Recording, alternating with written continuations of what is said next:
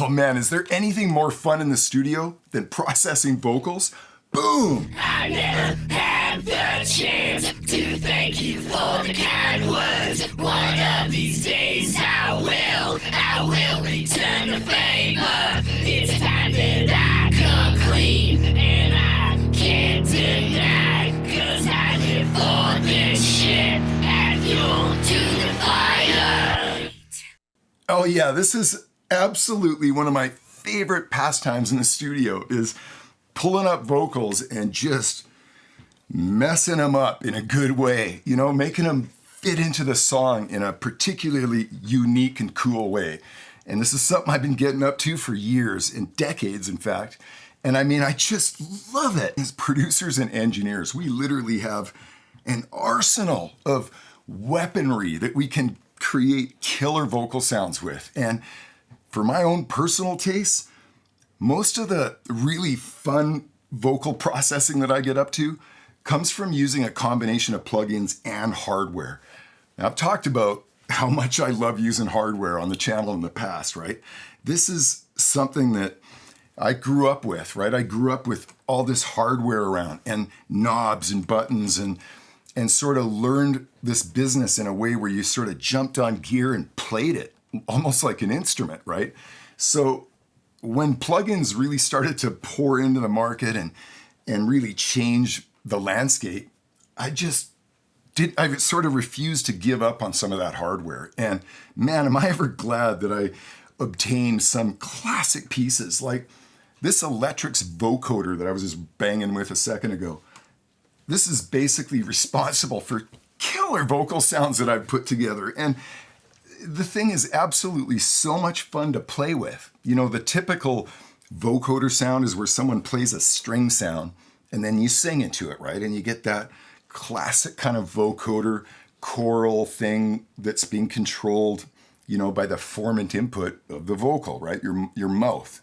The shape that your mouth creates actually pushes that envelope on the sound that you put through that vocoder, right? One of my favorite things to do, especially with vocals, is to not put strings into that vocoder, but just look for stuff like guitars and stuff in the track that would make sense, that would sort of glue the thing together. Well, for today, I'm just gonna focus on the first verse. I'm gonna break it down and show you exactly how I put it together. By the way, this mix is something I'm working on right now.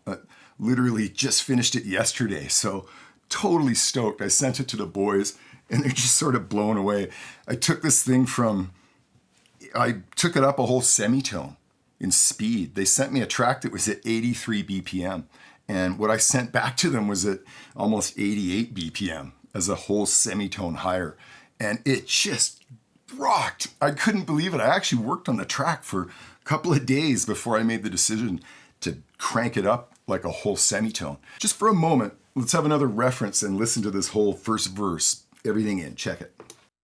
I never had the chance to thank you for the kind words. One of these days I will return the favor. It's time that I come clean, and I can't deny, 'cause I live for this shit. Add fuel to the fire. Okay, well, for a moment, let's just take away the vocoder and the noise track, I'm calling it, and let's just play the 3 vocal tracks that were supplied to me for this part. Check it. I never had the chance to thank you for the kind words. One of these days I will return the favor. When you pour production into a track and you build a mix-up, a lot of times that track can really be stepped up a few notches, right? Well, many times when I bring the vocal or introduce the vocal into that, I feel like, man, I need to dig into this vocal. I need to not just step the track up, I need to step that vocal up. I need to do something with it that's gonna make it really cool and unique inside the track. Well, just for a second, let's go ahead and solo up the vocoder that I laid down for this first verse. Check it. I never had the chance to thank you for the kind words. One of these days I will return the favor. It's time that I come clean, and I can't deny, 'cause I live for this shit. Add Oh yeah, I love vocoding guitars, and it worked really well in this track. I just took their main guitar track, plus the overdubbed power chords that I added. Well, I blended those together and then sent them to my vocoder, into the stereo input, the main input of that device. Then I took a send out of Pro Tools into the format input and sent some of the vocals to control the envelope of that sound, right? To sort of morph those vocals into a guitar sound. And this is something I get up to all the time, and it's so effective. The other side of this device that I love is that it's got a noise generator in it. Well, so as soon as I come up with a vocoder sound that I'm satisfied with, I record it, lay it down, and then I sort of reset my vocoder and I bring up the noise effect. There's a noise generator on this thing that you can introduce, sort of tune it to the track, and then again use the vocals to shape that noise. And it ends up being like this killer kind of distortion sound. Check it. I'll never have the chance to thank you for the kind words. One of these days I will return the favor. Now you can hear that there's a combination. There's two singers in this verse. There's a male and a female vocal going on at the same time. So I've got an even blend of those feeding the format input. And oh man, it just makes the killer kind of noise factor. When I add that to the vocoder, it makes such a big difference. Check it.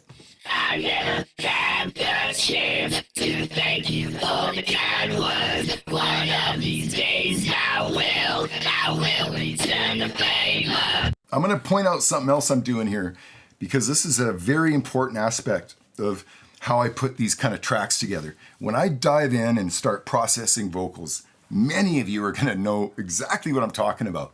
When you start inserting like amp sims and stuff right on a vocal track, it can sound absolutely killer, right? It can give you a powerful, distorted vocal sound. But have you ever noticed when you do that you just lose all the air on the voice and the magic? There's sort of an air that comes out of people's voices, right? Singers' voices and all of our voices. There's this beautiful sort of air. And when you slam a bunch of processing on the vocal, it's very common for that air to just be lost, just somehow gets taken away in all of that processing. So one of the processes that I get up to all the time is I create a fold back track that I call it's not a track, it's an auxiliary bus. And I use it to fold back what I call sibilance. So it's a very simple concept. All I do is I take the same blend of vocals that I'm feeding to all my effects, and I create a separate bus that I can put an equalizer on and create what I call a sibilance bus that I can fold back into the mix and regain all of the air that I lost through that processing. I mean, one of the beautiful things about delay compensation in our DAW is that all of this stuff now is phase locked and accurate, right? You can literally take as many versions of any track in your DAW and fold it back into the mix, and you just keep adding more to the mix, right? Everything stays in phase and it works. Back in the day, you couldn't really do that. It was like before they had delay compensation all figured out, you sort of couldn't do that, because every time you introduce something new, it would introduce more delay and there'd be phase issues, right? So this is a powerful feature that everyone should be using. I mean, should be going out, thinking outside the box and fold things back in, just like I'm doing here with this, what I call vocal top. Let me give you an example. For a moment, I'm going to play nothing but the vocoder solo. I never had the chance to thank you for the kind words. One of these days I will. Killer sound, but notice there's nothing going on in the air in the top end of it. So what do? I just send those same vocals into a separate bus and I put a crazy EQ on it. Let's check this out. Absolutely sounds weird by itself, right? When I bring the vocoder back on and then introduce that top partway through, oh man, you'll hear it just like that. I never had the chance to thank you for the kind words. One of these days I will. See, when I added it back in, it just allows you to actually understand what's being said in that track. And I've done this for decades, particularly with all the industrial stuff that I've done and all the noise and distortion that I introduced to those mixes. A lot of times you kill the vocal sounds doing that. So this is sort of my way to compensate for that, bring life back into it. So that vocoder is the result of a blend of their original guitar sound and a new part that I added to suit the track. And this is sort of what I often get up to. And you've heard it in past sessions where I feel maybe a little bit of a lack of melody going on. Like there was a sort of vocal being sung at almost one note, like a power vocal or something, right? It's very common for me to want to take one of those vocal tracks and mess them up and start picking different notes and sort of creating a little melody around it. I'll go ahead and solo up the power chords that I added to create the sort of melody that's going on.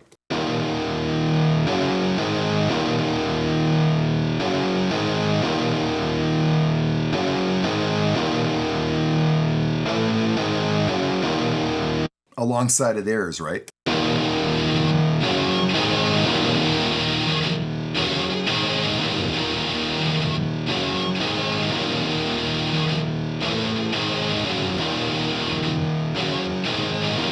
So you can see inside my Pro Tool session, I've got these two guitar tracks soloed, and you'll see on the sends column that I'm sending out of analog 5 and 6.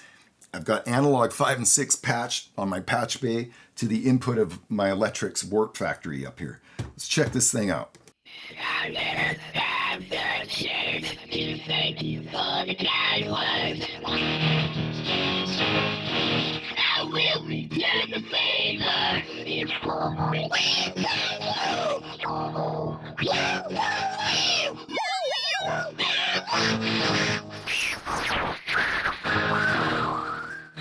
Oh yeah, you can morph vocals with this thing in an unbelievable way, but for this kind of gnarly, straight up, almost guitar sounding vocal, yeah, my 3 formant knobs are at 12 o'clock and I got no noise introduced, right?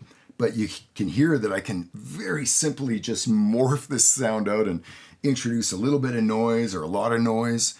You can do it on the fly as you track it, which I highly recommend, to add some more dynamics to your track.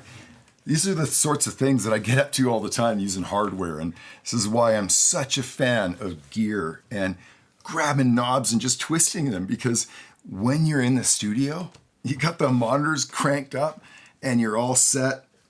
There is nothing more cool than grabbing a knob and twisting it and hearing it, man, hearing the results of that, right? I've said it before, I don't leave a lot of room for subtlety in what I get up to in the studio. So when I find a piece of gear or a piece of, whether it's hardware or software, that I have to sit there and tweak around and I'm not really hearing much, yeah, those pieces of gear don't last very long for me.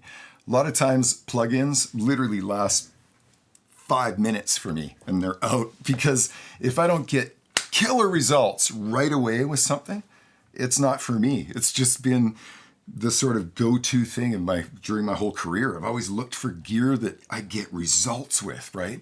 And that's one of the reasons I've got a Eventide 3500 handy at all times, is because this device does stuff that nothing else can touch. Not any of the plugins or any of the stuff. It's just got a sound that is so unique that I know what to expect from it, right? And the same thing goes with all 3 of these pieces of hardware from Electric's, and man, the API stuff, and it just, my PCM42, which I just can't live without. These are all pieces of gear that I use every single day when I produce and I introduce stuff to the mix. And, doesn't mean that I can't do it without it. Many times I've been evacuated from my studio and I've had to do mixes on a pair of headphones with nothing but plugins. And I love doing that too. I can go way deep into rabbit trails in that department too. But I think I've shared so many times that I love hardware because I can play hardware. I can interact with it and I can hear the results in a way that make me very excited. So yeah, when the timing is right, I'll definitely share some more on Unit 187, when they're dropping new tracks and so on. And it's been so fun sharing some of this process. I hope that you can utilize some of these ideas in your own productions. Thank you very much for sitting in on today's session.